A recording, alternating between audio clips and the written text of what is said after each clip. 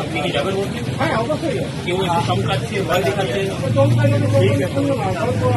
আবার কেউ কি আসছে?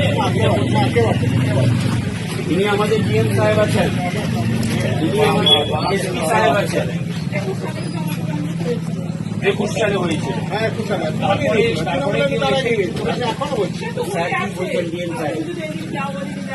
কে হুমকি দিচ্ছে? না না কি বলছেন?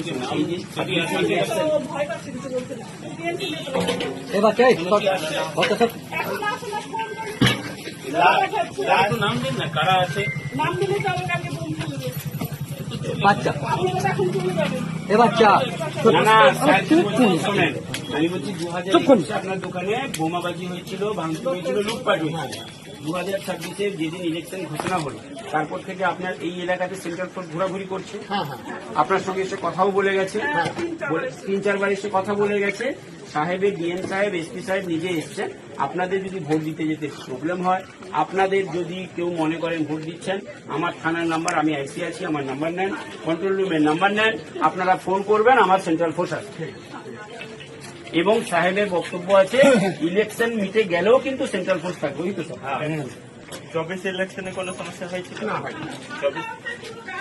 24 ইলেকশনে কোনো কি ভোট দিয়েছে? 24-এ ভোট দিয়েছিলেন, তারপরে কেউ ভয় দেখিয়েছে কোনো কোনো সমস্যা নেই না? আইসি আপনার নাম্বার রাখুন, আমাদের কন্ট্রোল রুমের নাম্বার রাখুন, ঠিক আছে? সব আপনি নিয়ে রাখুন। মানে সেই টাইমে